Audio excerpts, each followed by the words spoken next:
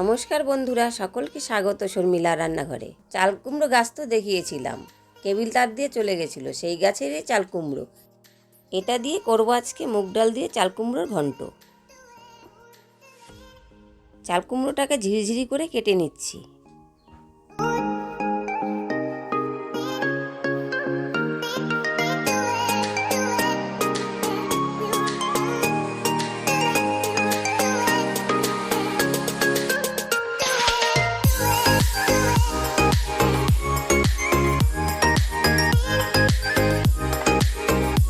এর আগে আপনাদের সঙ্গে নানা রকমের চাল কুমড়ো রেসিপি শেয়ার করেছি, যেমন পুরভরা চাল কুমড়ো ভাজা, তারপরে চাল কুমড়ো দিয়ে কালিজিরা ফোড়ন দিয়ে চাল কুমড়ো ভাজা।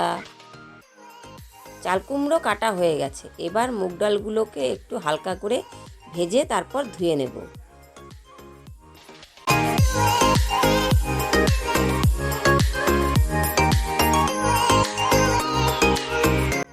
এবার কড়াইতে সর্ষের তেল দিয়ে দেব। তারপর তেলটা গরম হয়ে গেলে তার মধ্যে জিরে, তেজপাতা আর শুকনো লঙ্কা ফোড়নে দেব। এরপর ঝিরিঝিরি করে কেটে রাখা চাল কুমড়ো দিয়ে দিলাম। এরপর একটু নেড়ে চেড়ে 2-3 মিনিটের জন্য চাপা দিয়ে রেখে দেব।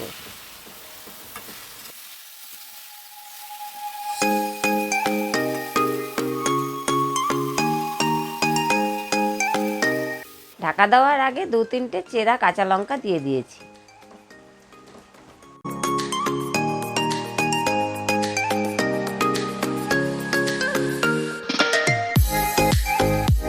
দু 3 মিনিট পর ঢাকা খুলে দেখলাম যে চাল কুমড়ো থেকে কিছুটা জল বেরিয়েছে। তারপর ধুয়ে রাখা মুগ ডালটা দিয়ে দিলাম। মুগ ডাল দিয়ে দিলাম, এবার তার সাথে স্বাদ অনুযায়ী একটু নুন দিয়ে দিলাম। একটু নেড়ে চেড়ে আবার 2-3 মিনিটের জন্য ঢাকা দিয়ে রাখবো, যাতে মুগ ডালটা সেদ্ধ হয়ে যায়। মুগ ডাল এবার একে একে ধনে গুঁড়ো, জিরে গুঁড়ো আর হলুদ গুঁড়ো দিয়ে দেব। এবার ভালো করে নেড়ে চেড়ে যতক্ষণ না চাল কুমড়োটা মাখা মাখা হয়ে যাচ্ছে ততক্ষণ রান্না করতে হবে। ভিডিওটা ভালো করে দেখবেন, স্কিপ করলে কেউ ভালো করে শিখতে পারবেন না।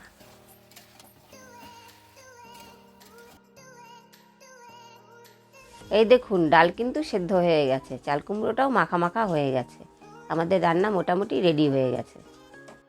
নামানোর আগে একটু ধনেপাতা কুচি আর একটু চিনি দিয়ে নেড়ে চেড়ে নামিয়ে নেব। চিনি আপনারা দিলেও পারেন, না দিলেও পারেন, কিন্তু এই রান্নাটা একটু মিষ্টি মিষ্টি হয়, তাই আমরা চিনি দিয়েছি। আপনারা ঘরে গুড় থাকলে গুঁড়ো দিয়ে দিতে পারেন। আমাদের আজকের রান্না মুগ ডাল দিয়ে চাল কুমড়োর ঘন্ট রেডি হয়ে গেছে। আপনাদের কেমন লাগলো কমেন্টে জানাবেন। গরম গরম ভাতের সাথে ভালোই লাগবে, কিংবা রুটি, পরোটা এর সাথেও খুব ভালো লাগবে। আজকের রেসিপিটা আপনাদের ভালো লাগলে একটা লাইক শেয়ার করে দেবেন আর চ্যানেলটাকে সাবস্ক্রাইব করে দেবেন। আর যদি ফেসবুক থেকে দেখে থাকেন পেজটিকে ফলো করে দেবেন। আজ তাহলে আসি, আবার চলে আসবো অন্য কোনো রান্নার রেসিপি নিয়ে। সবাই ভালো থাকবেন, ধন্যবাদ।